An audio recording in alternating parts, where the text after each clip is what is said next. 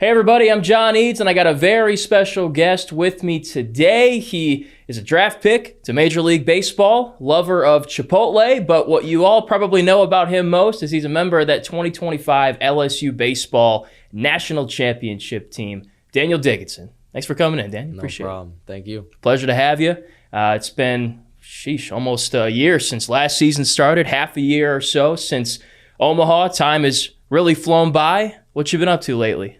Hanging out in Baton Rouge, training, spending time with the fellas, stuff like that. Nice. Just hanging out. You guys always love to come back here and stay around, like at the fall scrimmages this year. You were at some of those. Yep. I think Skeens comes back a lot. Tommy White was here. Dylan Cruz, obviously. What is it about this place that keeps y'all coming back? I think, honestly, it's just the facilities. Like, there's a bunch of facilities that you can go to, but you have to pay for them, and usually people don't make exceptions to you. Coach Johnson really wants us to come back and be an inspiration to the kids that are coming in. And I mean, as long as we stay out of his hair, then we get in for free, get to train at the best facilities in the country. I mean, whether it's college, professional, like you have everything you need there. And so it's a great area and you get to be around people that you are familiar with. Mm-hmm. Yeah, I remember I was doing some filming of Chris Martin last year before the season, just kind of going through what y'all do in the gym and stuff, and turning the corner, and there's Paul Skeens just, in there working out in January or whenever that was, man. It's crazy. You never know who you're going to run into here. Yeah, right. And you guys are always cool. around. Exactly. So it's a good time. Well, there's a lot to get into. You are from Washington. You made your way here. You've had a very successful career and hopefully many more still ahead of you. I'd like to start there. Just growing up in Washington, what was that like? It was cool. I enjoyed it a lot. I got my fair share of the cold, so I like to stay away from the cold now. I love Arizona. I'm glad that I get to spend kind of the early spring, the best months of Arizona, down in Arizona and enjoy that time while also getting to work, getting prepared for the season. Grew up with my mom, obviously, just kind of me and her, did everything that we needed to do, and I was able to play 3 sports all the way through high school, and it was a good time. It was football, basketball, and baseball. Yeah. Right? Baseball ended up being your favorite, though. Correct. Or the one that you were the best at. Yeah. Gotcha. I never been to Washington, so what's maybe a misconception about that state or something fun that people wouldn't know? I'm not close to Seattle. Okay. That's probably the biggest thing. Everyone's like, oh, do you live in Seattle? No, I live like 3.5 hours southeast of Seattle. Little bit more dry. It's the desert side of Seattle. Not as much rain. You get more snow than Seattle. Nicer weather, in my opinion. Yeah. I don't like the cold and gloomy days. So when it's summer, it gets up to like 100 degrees. And then when it's winter, it gets to like 10 degrees. So we have all 4 seasons. It's a really good area to live. I enjoyed it. I just always wanted to get out of my hometown. So we actually just sold our house a couple months ago. So the only time I'm going back is to see some of my close friends that still live there. But I'll stay with them or in a hotel or something like that. That's exciting. Yeah. Childhood house sold. And Yep. awesome. My mom's here in Baton Rouge. She's looking to buy a place here, actually. And then she's, I think, going to travel and see me play wherever I'm at. Cool. Yeah, I remember interviewing her before the Omaha trip here, and she said she really enjoyed living here and that she was going to stay even when you were done playing baseball. Mm-hmm. It's crazy. I know. You ever think that would happen? I didn't. No. She really enjoys it. All the people, the culture, she loves it. She volunteers at the food bank in Baton Rouge, and she's made a lot of good friends. Thanksgiving, we actually were here in Baton Rouge, and we got invited to one of their Thanksgiving dinners, and so kind of spent the day over there, and it's just crazy that we got invited to someone else's home for Thanksgiving. You know what I mean? That's how people are down here. Exactly. They'll take you in and treat you as their own, even if you're not related Yep. at all. And you haven't been down here a very long time, so it says a lot about this place. Right? Exactly. It's become like a second home. Yep. So your mom had worked many years, I think, for the government, right? Yep. One section of the government. Yep. And she retired to see you play more. She kind of invested all of her time into you, and she's done that forever, right? What's your relationship like with her? Extremely close. I mean, she's been my rock, my number one supporter since I was 3 years old, since I started playing sports. She's never missed any of my games, whether it's basketball, baseball, football, bowling, whatever. It doesn't matter. She's given me everything that I've ever needed, wanted, and I'm super grateful for her to sacrifice everything that she has to be where she is. She served as your mom and your dad, right? Both figures for you. And this was part of the story that we ran on you during the College World Series. But, you've never met your father, right? And that's pretty unique. Not a lot of people go through that as a kid, Usually most, not most, but many have both parents, That never really affected you, though. Yeah. Huh? Yep. I mean, I'm super grateful, like I said, for my mom. She has been everything that I ever needed, ever wanted. Obviously, I've had father figures in my life that have supported me and given that male side of things, father side of things, the more hard-nosed growing up type of thing. My trainer from when I was younger, my summer ball coaches from when I was in high school, those guys kind of instilled the mental toughness and kind of the male aspect of life, and the way that we kind of see things in life is definitely from them. But my mom did well. She has 2 brothers, and they're 9 and 11 years older than her, so she understood the male side of things as well from them. Mm-hmm. And so it was a good balance. I mean, it was nice. Yeah, very nice, and a pleasure to talk to, and did a great job with you, obviously. So glad that you both are flourishing in life still. So kind of skipping ahead, in high school, kind of lightly recruited. You had that big game at the All-Star game, yep. I believe. Got an opportunity at Utah Valley, preferred walk-on, which happens a lot in baseball. Yeah. Maybe not so much now because they changed the rules or whatever for the scholarships. Yeah. But you had opportunities at that point to pick and choose what you wanted to do, and you bet on yourself at Utah Valley and earned a scholarship after a year or so, right? Year. Yeah. Yep. So what was that experience like? It was good. It was definitely a bet on myself. I was committed to an NAI school in Arizona, Ottawa University, up until I graduated high school. And then after I had graduated, a couple days after, I was playing in the state tournament for baseball. And the head coach at Utah Valley at the time, Eddie Smith, who's now at UW, saw me play, and I wasn't what he was looking for. He didn't go there for me. He went to watch younger guys, and he was like, hey, we want you. We don't have any money for you, but if you want, you can come try out, and you'll be on the team, but we just don't have any money. So I talked with my mom. I talked with my summer ball coach, Nate Holdren, who I played for, and he was like, I mean, it's a good opportunity. At the time, I knew that I was under-recruited because how late of a bloomer I was, so I was better than, in my eyes, a lot of the guys who were going to big-time schools. It was just bad timing for me, and so it made sense for me to bet on myself and go take this opportunity. Played my freshman year, got a scholarship my sophomore year, and then decided to come to LSU. What did you learn about yourself throughout that process? Because that's hard to do, to bet on yourself like that and kind of put all your eggs in that basket, and you don't really know how it's going to work out. I think just instilling confidence in myself. I believed how good I was. I believed in myself. I believed that I could do it.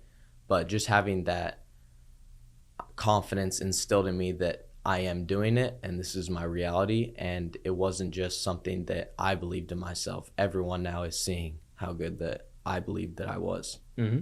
And then Coach Smith ended up coaching here. Yeah. That would have been before he went to Utah Valley, correct. Right? Yeah. Coincidentally, he was the hitting coach here, yeah. I believe. Yep. Nice. That was before I got here, but quite a connection there. Yeah, that's kind of like what instilled LSU in me was he had bats from a bunch of the guys. He had jerseys, hats, and stuff like that in his office mounted up. And in 23 is when LSU won the national championship. And so when I'd get into his office, I'd see all the LSU stuff. And then season came and LSU won the national championship. So I was like, I want to go to LSU. You know what I mean? So that kind of is just what put that idea in my head. Mm-hmm. All you needed was the opportunity. Yeah. And that's where the transfer portal comes in, right? And I know a lot of people look at it negatively these days because you see some guys going to 6 and 7 different schools in some cases, which, that's how the system is. So play the system, right? But for some guys like yourself, like Luis, like Paul Skeens, many others, it could be a tool for you to achieve your destiny, right? Mm-hmm. So it really benefited you in a good way. Exactly. Yeah. I tried to stay loyal to Utah Valley after my freshman year. I'm big on loyalty. I love riding for the people that give me opportunities. I don't like jumping around. Once I find my people, I find my people. And like I said, it was just kind of a stepping stone. I mean, the transfer portal is great. In my opinion, it definitely gets out of control for the guys that chase the money, transfer every single year, all that type of stuff. I saw a quarterback, I forgot, who started at LSU. Yeah. And this is like his 7th school. I was like, oh my goodness. Yes. So, I mean, those type of things are a little bit questionable, but it gives opportunities for the guys that are late bloomers who are under recruited that can achieve dreams of playing in Omaha, winning a national championship. Yeah, I mean, it worked out perfectly for you. You know, I mean, there's positives to it, there's negatives to it. I'd say there's more positives than negatives, you know. Was that a hard decision? Because you put in 2 good years at Utah Valley. The thing is, though, like LSU wouldn't even know who you are without them, right? And on the one hand, you want to be loyal, but on the other, it's like, if I really want to get to where I want to go, I got to make this hard decision and go to the next level, right? Yeah, I think it was definitely a tough decision. I went to the Cape Cod after my sophomore year, and I told everyone, I'm going back to Utah Valley. I'm going back to Utah Valley. Played in Team USA that summer, and I was like, I'm going back to Utah Valley. And then I did well, and I was playing against, obviously, the best players in the country, with the best players in the country. And I was just like, I had tough conversations with people that were close to me, and we came to the realization that me going back wouldn't be the best decision for me in my future. It'll be a better, easier hop from SEC to professional baseball. Because, I mean, there's definitely transition periods every single year. My freshman fall, I struggled. Then in the season, I did well. My fall before LSU season, I struggled and then did well. And then I struggled again in the instructs and whatever in the Brewers organization. So I'm excited for the season. I mean, I feel like I learned a lot of things already. The wood bat, like different pitching, you know what I mean? So, I mean, there's also always transition periods, and it made the hop a little bit easier than if I went straight from Utah Valley to the professional leagues. Yeah, that's good. Y'all use wood bats in Cape Cod, right? Yeah. So you get a little bit of experience with that there, right? Yeah, but it was short. I mean, 30, 40 games. That's it. You know what I mean? Right. It's nice out there, isn't it? It is. It's like, in the summer, it's really nice. Yeah. Complete opposite coast, obviously, of Washington, too. Yeah. So you really had an opportunity here to travel the world, go everywhere with baseball, you know, and hopefully many more places, too. Have you been to, like, a bunch of Major League ballparks? I have, yeah. I know I've been to San Diego, LA, Seattle, Arizona, Rangers, played in the Rangers Stadium, played in the Diamondback Stadium, been to Pittsburgh, New York, the Yankees, Fenway, Chicago, Wrigley. I got on the field at Wrigley. Nice.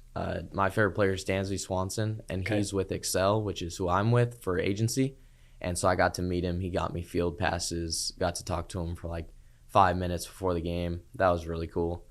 Where else have I been? That's like, what, 12 right there? Yeah, I've been to a lot. Astros, yeah.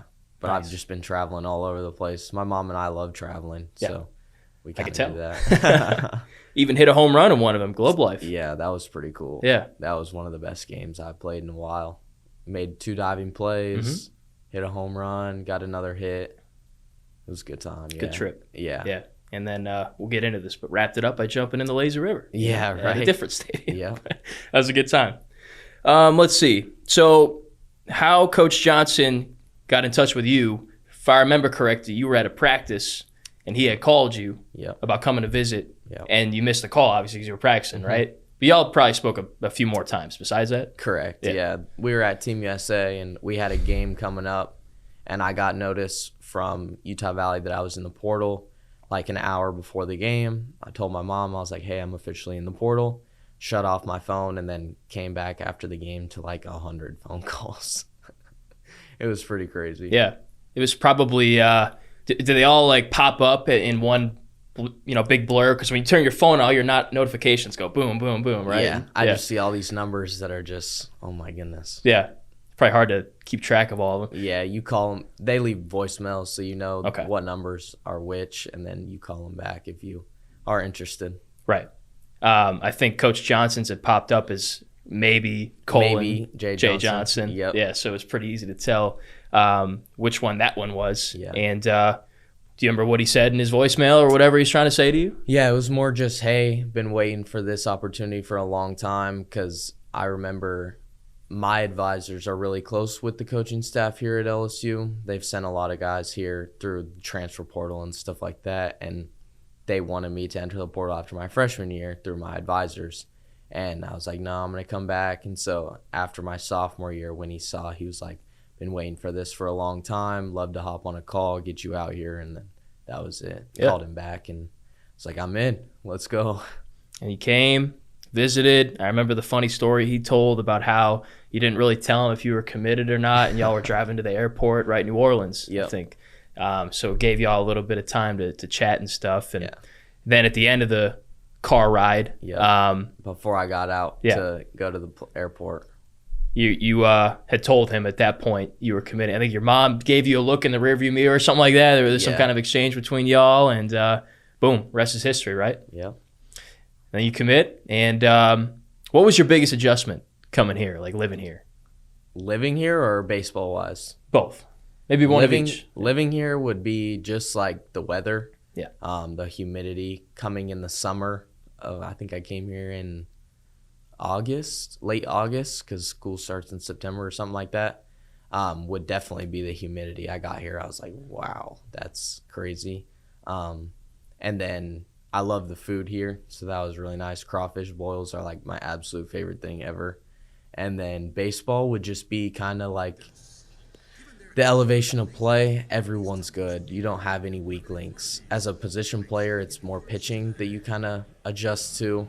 I mean, you got the starter who's 94 to 96, and then you got the guy out of the bullpen who's 96 to 98, and then you got a one-inning closer who throws 100. And at Utah Valley, you got the starter who's 94, 96, but then as soon as you get to Sunday, you got 89 to 91, and I mean, it's not easy, but it's easier than facing 100 with movement. So those would be the differences, I would say. And these guys get you ready too, right? I mean, you're going against one of the best, if not the best, pitching staff in the country. So you might take your lumps in the fall, but come spring, be ready to go, right? Exactly. Yeah. No doubt. Facing Cade and Anthony and Chase and the many other talented members of that group there. So as a football player growing up, did you get a chance to go to Death Valley at all, see some games over there? Yeah, I did. It was a great time. I remember the Ole Miss game. That's kind of the one that sticks in my head the best. Upset Ole Miss, and then we rushed the field afterwards, and that was kind of a crazy upset. I've never been to a college football game until I got here, and so, I mean, it was crazy to experience Death Valley, all the lights, Saturday nights, and stuff like that.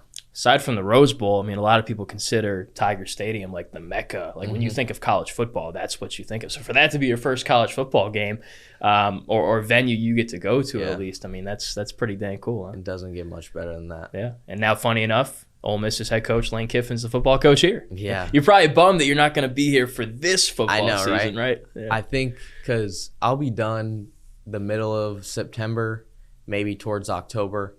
And so I'm hoping that if Ole Miss and LSU play, I don't know if the dates are out yet, but if Ole Miss and LSU play when I'm back, I'm for sure driving to Mississippi to go to that game. I want to just see the atmosphere of him being back in Oxford and all that stuff. I think that would be one of the craziest games to go to. So that's on the bucket list if I'm back in town. Hopefully. They are going to play. I can't remember if it's in September or October, but it's going to be there. Yeah. I've been telling everybody, wear a helmet. I don't know what's going to happen over there, but it might get a little crazy. If you're wearing some LSU stuff, I'd be on all alerts. Yes. But the baseball team can't say anything to y'all, right? Because y'all beat them in Hoover last year. No, they beat us. Oh, they did. That's right. Out. Yeah, that's right. They had some freshmen that my mistake went crazy. Yep. But and then Eddie Furness's son, I think, had a good game for them too. He used to play here, and he's got his number retired and all that. So yeah, that's right. Y'all didn't play in the regular season though. No. Right? Okay. So maybe they do have something to say, but y'all won the Natty. Right. So you certainly have that on them. So exactly. And they got upset. They hosted a regional and they didn't make That's it right. out of their own regional. Murray State was that? I think so. Yeah. Yep. Yeah, there were a lot of upsets. Little Rock gave y'all a run for your money, but Man, that was came scary. out on top. Right.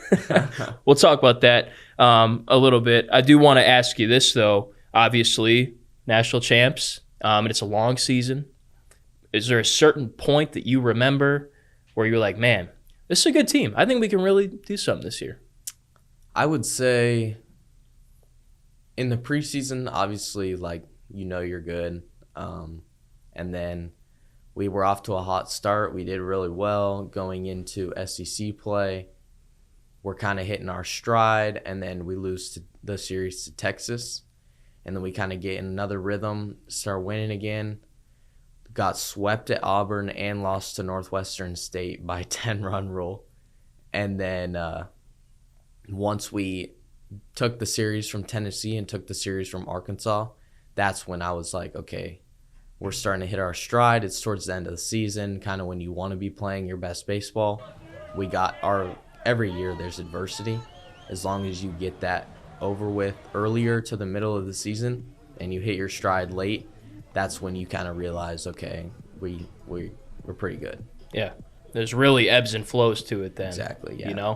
And you guys really do believe in that, playing with momentum and peaking at the right time and all that stuff. Baseball is a hard game. Oh, yeah. So there's always going to be failure, and as long as you can get that over with and work through adversity and bond together as a team and know how to win a national championship, then you're looking good. Mm-hmm. There's so many games too. Yeah. So it's not like you can come out and play your best every single day. Exactly. Crazy turnaround. Wasn't Northwestern State and Tennessee in the same week? Yeah.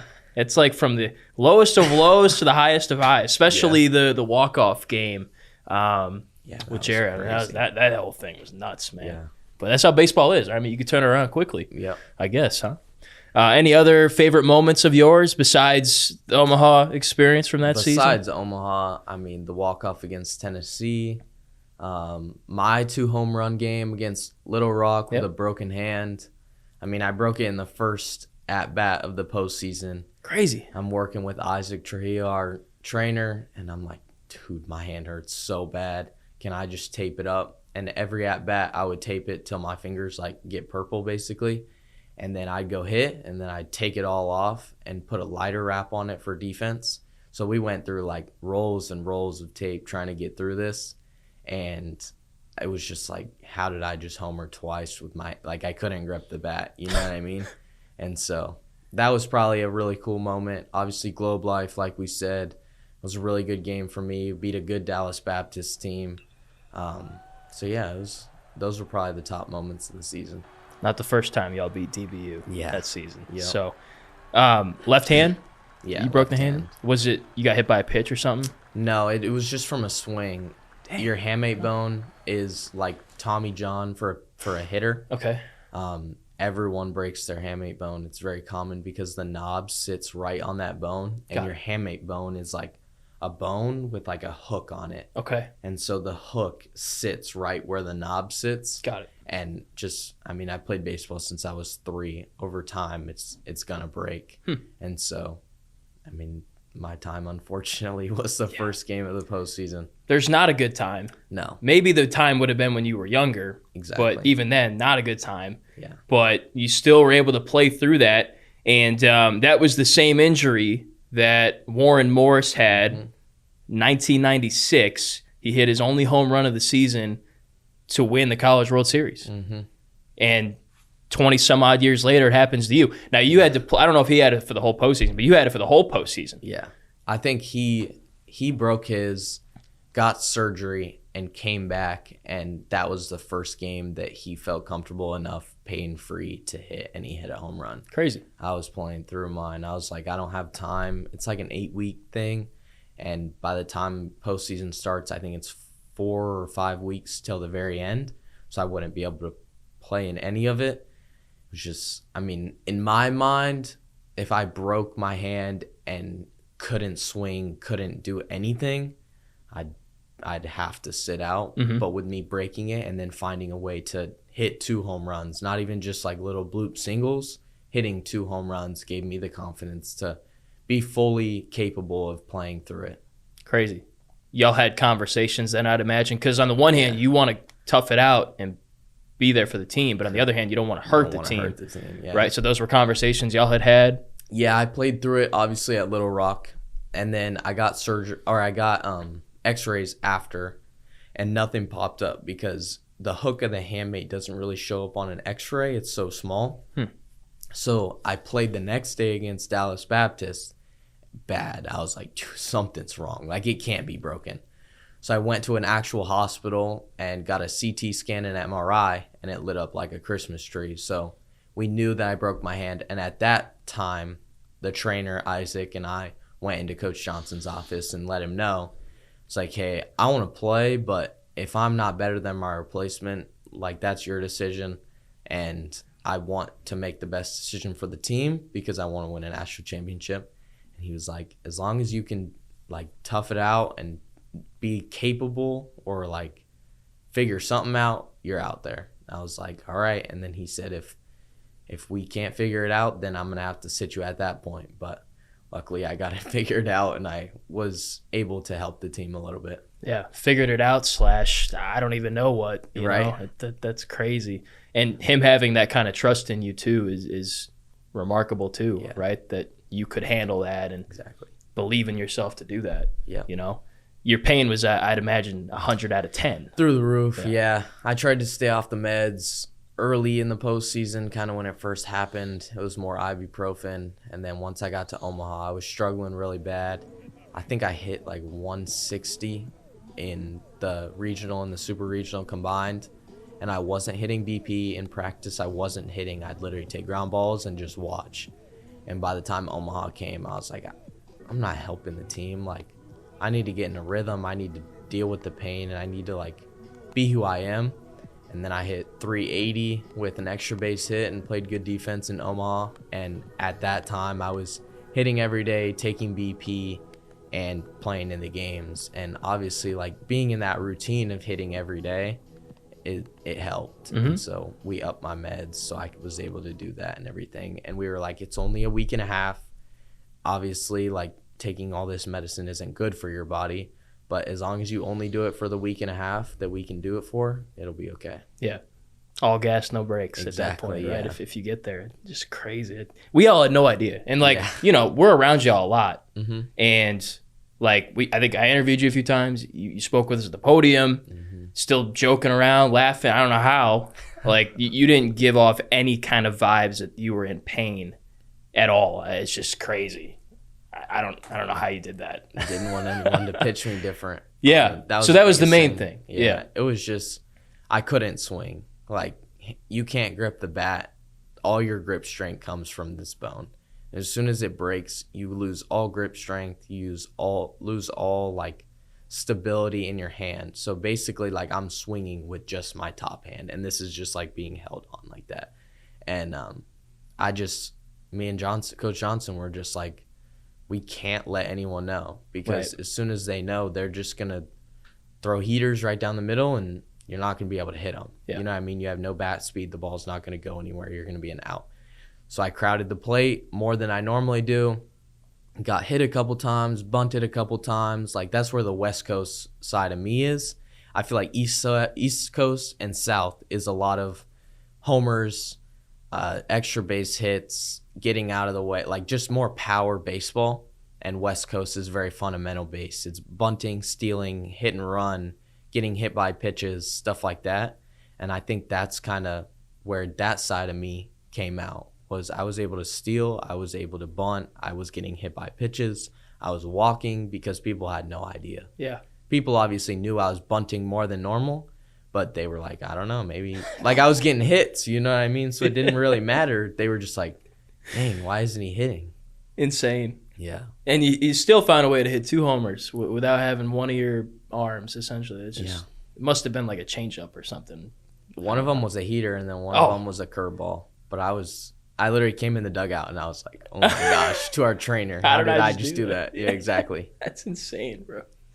Yeah, I mean, you played well in the posting. I got right here. I think in the College World Series itself, you were 6 of 17, 353 average. You had a double, RBI, 3 hits against Coastal Carolina. So we all couldn't tell. Exactly. That's just like superhuman stuff right there, man. That's crazy. So, wow. And then defensively, it was kind of hard too, I'm sure, because that's your glove hand, right? Yeah. When a ground ball would come, usually if the ball hits like the right spot, your glove kind of folds around the ball.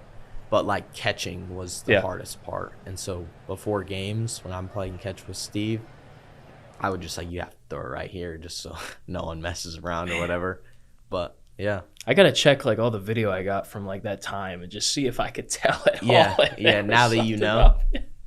Crazy, bro. Crazy. Okay, so y'all win the regional. You pull that out, and you win the Supers against West Virginia. Very hot weekend. That's crazy. That one was. And you get to go to Omaha. Just what was that experience like? I know it was a 2-week excursion and a lot of baseball. It was a dream come true. I mean, I went in 2022 to watch Oklahoma and Ole Miss. I had a tournament there with my summer ball team, River City Athletics, when I was in high school. And instead of doing our senior trip that kind of everyone does, our baseball team was like, let's go to Omaha and do this tournament and go to a game and whatnot and enjoy that experience. And it was just like kind of reliving that moment. I remember the hotel I was staying at. I remember walking around the city. Like, we were just kind of hanging out. After we would play, if there was a game going on and we didn't have tickets, we'd just go spend time downtown, walking around, people watching, getting food, having a good time. And so to be able to play and then kind of walk around and enjoy the fan experience as well, it was really fun. I think you had said to your mom that you'd be back at some point and get to play in it and be on that field, and you did. Yeah.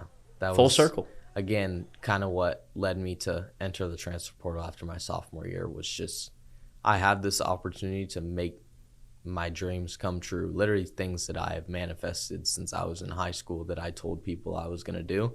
It's at my fingertips. Why am I not wanting to take it? You know what I mean? And it just took the people in my life to make me realize what I wanted to do. Mm-hmm.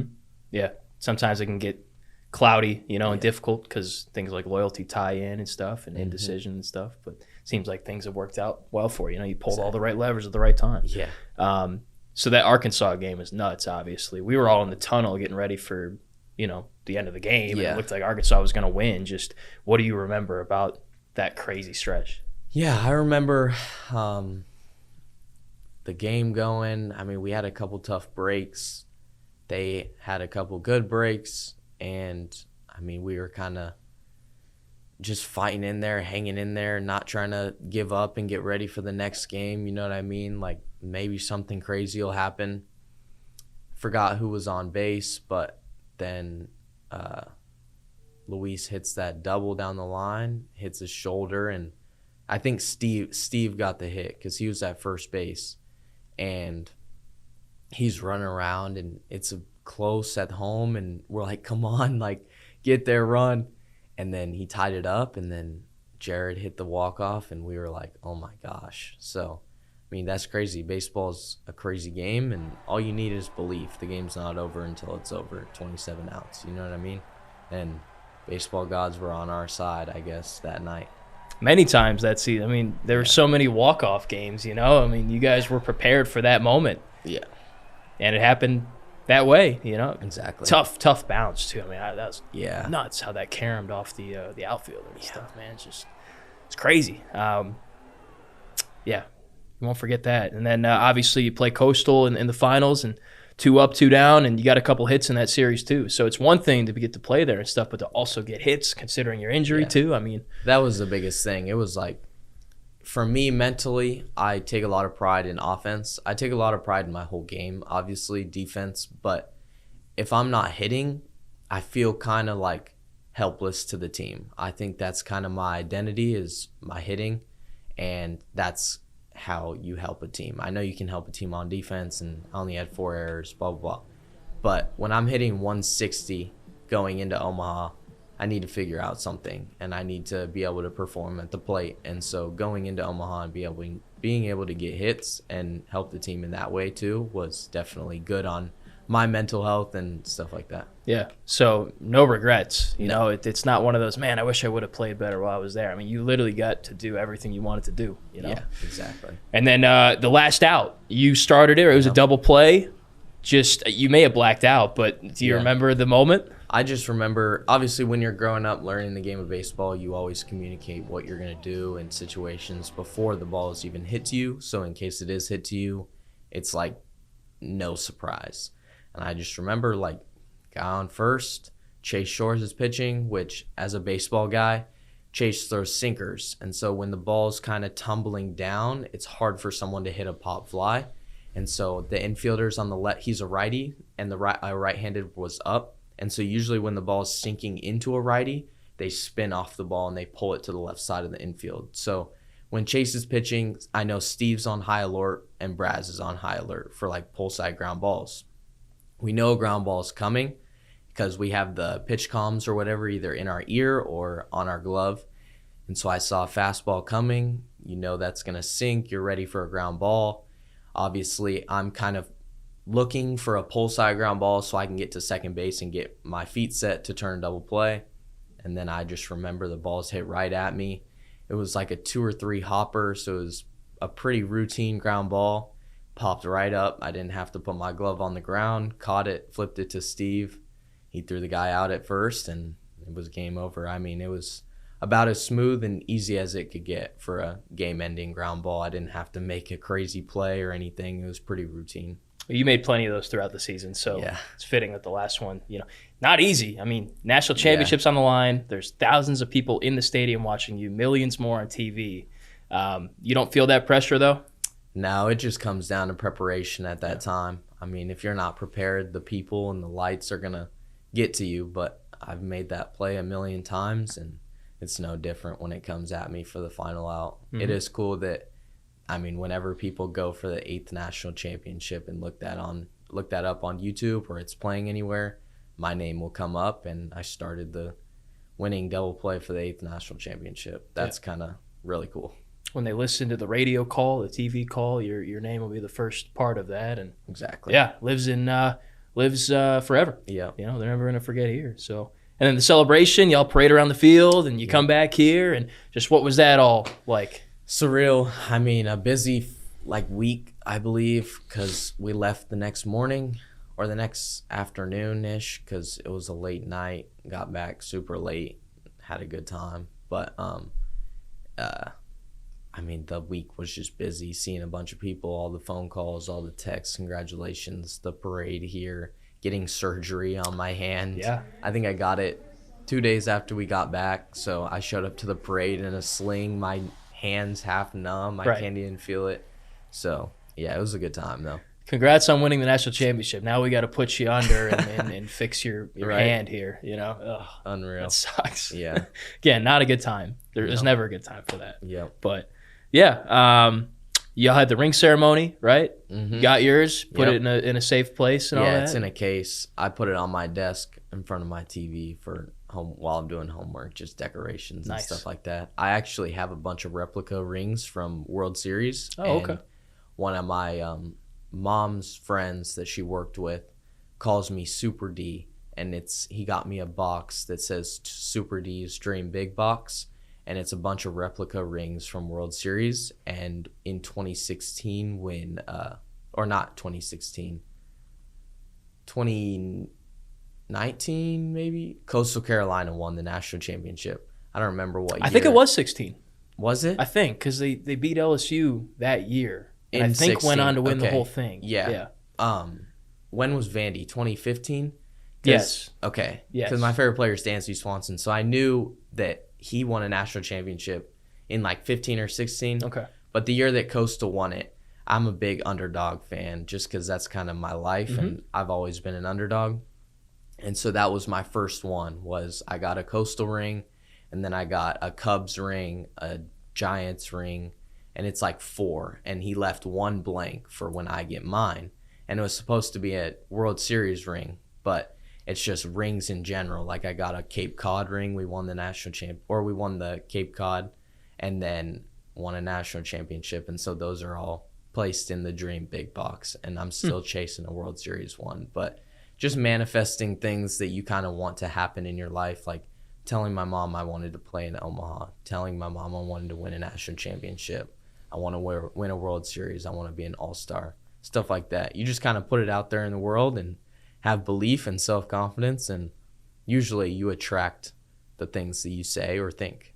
Yeah, that's crazy. Now you have to leave an open space for the World Series ring, hopefully, right? And funny, you beat Coastal Carolina to get your own ring. Wow. You know? It's so many weird connections in there. Yeah. You know, it's crazy how everything kind of lines up. You got to go to the White House too. I did, yeah. First time? Fun time. Yeah. Not the first time. Oh, not the first time. Okay. My mom worked in the government. Right. And so she got sent out for like a 3-month little job, I guess, that she had to do, that she worked in the White House. And I moved with her because, I mean, I got nowhere to, like, no one can take care of me where we're from, you know what I mean? So I moved with her, and I got to bowl in the White House. There's a bowling alley in the basement of the White House, if you didn't know.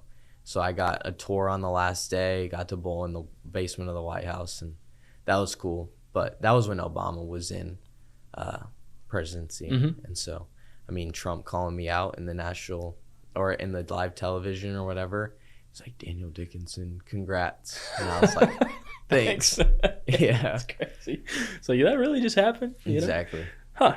I think I knew there was a bowling alley down there because, like, whenever a president's in, they get to, like, add something if their kids want it, I think. And I forget which president it was, but one of the presidents wanted a bowling alley or something. It was so old. Yeah. It was like wood. I think it's from a long time ago. Yeah, it is. I forget which president. I'll have to look it up. Yeah. But that's cool. You got to bowl cool. on it, you know? It was cool. Yeah. That's kind of one of my biggest flexes when everything Yeah. talks about the White House. You have a lot of flexes. So, you know, that's certainly a good one, too. So Yeah. That's definitely like a good, what's your fun fact? I mean, that's a good fun fact. One of the many that you could bring up. So not everybody's like that. You know, some people struggle with one with fun facts. Yeah. So, and then before that, but, you know, kind of in the same timeline, you get drafted. That was your goal since you were 3, I think you had said. Probably the first time you could think, you know, cohesively and stuff. And I know you went in the 6th round, 185 overall. You maybe wanted to go a little bit higher. Getting drafted itself is a tremendous accomplishment. Yeah. Just that day, what was that like? Honestly, I was expecting to go day 1. I didn't go day 1. And so day 2, very upset, not really wanting to deal with anything baseball. And so when I got the call that I had been drafted 185th overall in the 6th round to the Brewers, I was on a river. Really? Hanging out with buddies, not caring about the draft. Like, I knew I was going to get drafted. I wasn't stressing about having to go back to school. Like, it was going to happen. It just didn't happen when I wanted it to. Very upset, decided to get completely away from baseball, and all my buddies and Lexi decided to go to the river and paddleboard, play beach volleyball, tan, hang out, eat, have a good time. And so when I got the call from my advisors that I got drafted, I was not caring about that at all. I was like, thanks, let me know what I got to do. I'm busy. And hung up the phone. I mean, that's fair. I mean, definitely, you know, I'm sure you felt slighted, and you felt that way many times in your life, you know? So it's kind of a kick in the gut to have that again. Yeah. But after some time, I'm sure. Yeah, you know, very excited, super happy for the opportunity, obviously. A dream come true. Good. Had you liked the Brewers before? No. I know you didn't grow up anywhere near Wisconsin. Yeah, no, I didn't. I knew they're a good organization. They develop really well. Good MLB team. They do well for how they are as an organization, and so I'm very blessed to be a part of the org, and hopefully I can make my debut for them. Excellent. Yeah. So you'll start soon with the early practices you were telling me. Yep. And then start actually Monday. Wow. And then right around the corner. And then spring training starts March 1st or something like that. March. And then seasonal start April. And hopefully I'll be in high. Yeah. And then work my way up the ranks. Get there as soon as possible. You know? And you're fully healthy now, and you're ready to go and everything. I'm ready to go. My body feels great for the first time in a while. Yeah. Well, I'm happy to hear that. That's good. Yeah. So that's next. You're in town quite a bit, though, because your girlfriend's one of the stars on the gymnastics team. Yeah. Isn't that a crazy sport, like seeing them do all the stuff they do? Yeah. So how do you do that, you know? That's one of my favorite sports to watch just because, I mean, I'll never be able to do that. I feel very confident in all my athletic abilities that if we go mini golfing, I'll beat her. If we go bowling, I'll beat her. If we do anything like arcade games even, I'm like super competitive. But as soon as we go to the gym and I watch her do her thing, I'm like, you got it. Yeah. I'll hurt something that I don't want to hurt. Right. That's But the thing. If really she were impressive. to challenge you to like a bars competition or a vault or something like that, nah, I'm good. It's all. I'm not risking my life over this. You know? Exactly. Has she? So- Go ahead. I'm sorry. I'm very impressed with her. It's just super fun watching her. We work really well together. I mean, just how athletes align, it's very similar.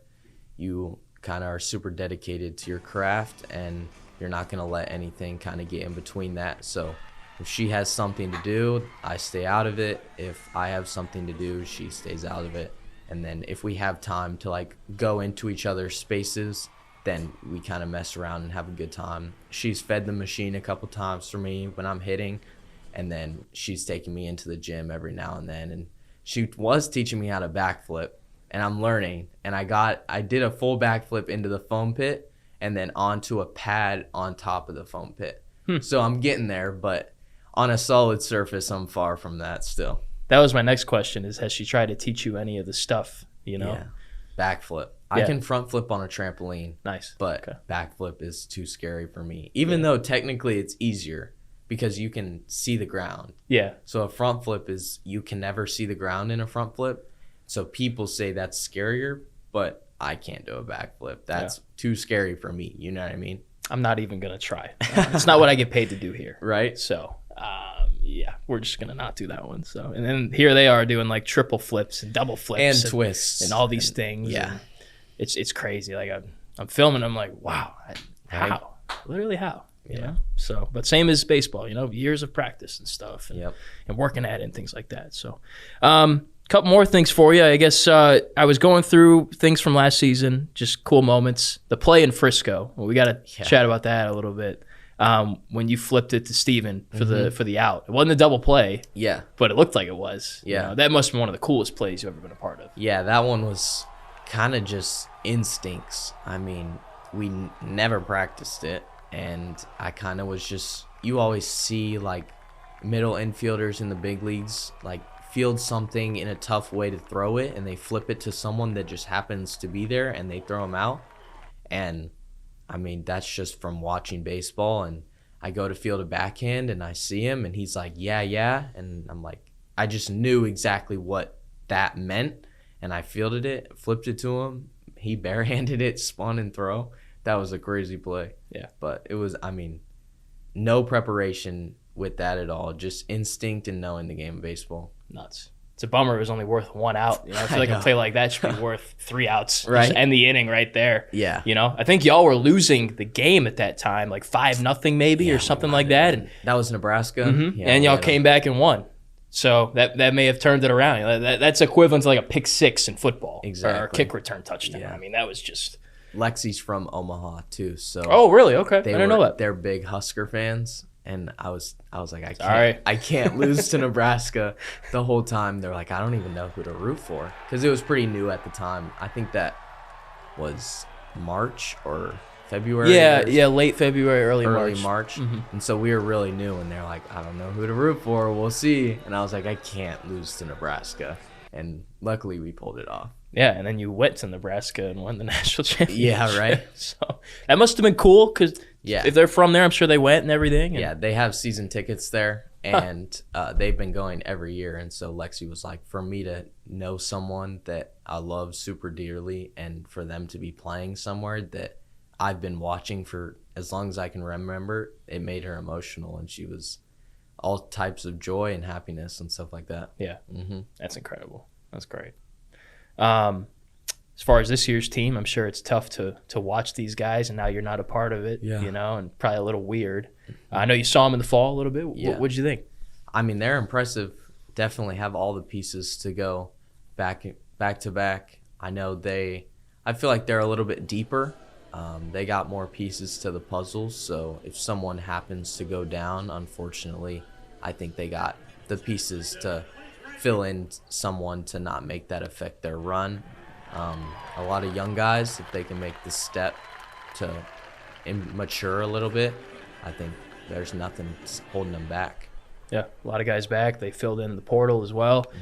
So David Hogg played some second. He's at Kansas now. Yep. Tanner Reeves maybe did a little bit, but he was more of a third baseman. He had a necessity. You think Tanner's ready to be a guy they can rely on in the infield? I do, yeah. We play a lot of golf since I've been here. That's one thing about being in the nice weather is you can golf year-round, which is super fun, and he golfs, and so we were able to hang out pretty often on the golf course and just talked with him a lot, and he's like, yeah, I think I'm ready. I'm very confident. I'm ready to play. I know he's more than capable to do the job, and so I'm excited to kind of watch the team and see how he does and how everyone else does. Yeah, hopefully you can keep up. You know, I know you have your own stuff going on. Yeah. But it'll be nice, though, because the season starts February 13th for college, and we don't start our season till the early April. Oh, okay. And so, I mean, spring training, we're busy, but during this early camp or whatever, I think we still get Saturdays and Sundays off. So I know the MLB has an invitational for the college guys down in Phoenix for like spring training fields. And I think like Vanderbilt is going this year or something like that. So I'm sure all of our buddies will be like, hey, we're not doing anything. Let's go to these college games because they start February 13th. We live, 20 minutes from Arizona State. We live 15 minutes from Grand Canyon, and we live 15 minutes from all the spring training fields. So we'll be pretty busy keeping up with the college game and stuff like that. We'll just go and have a good evening. Nice. Awesome. It's a bummer LSU's not playing out there. I know, right? Going to Jacksonville, opposite direction. Yeah. That would have been perfect. Exactly. So you'll be in Arizona for the next little while. 2.5 months. And then hopefully you'll be in Wisconsin for high A. Appleton. Okay, yeah, I know Appleton. I went to Really? high school with a guy from Appleton. Nice. How about that? Small world.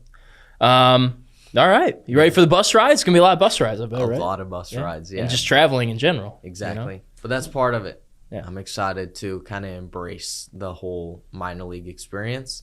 Hopefully I'm not there for too long. But, yeah, you got to embrace it while you're in it.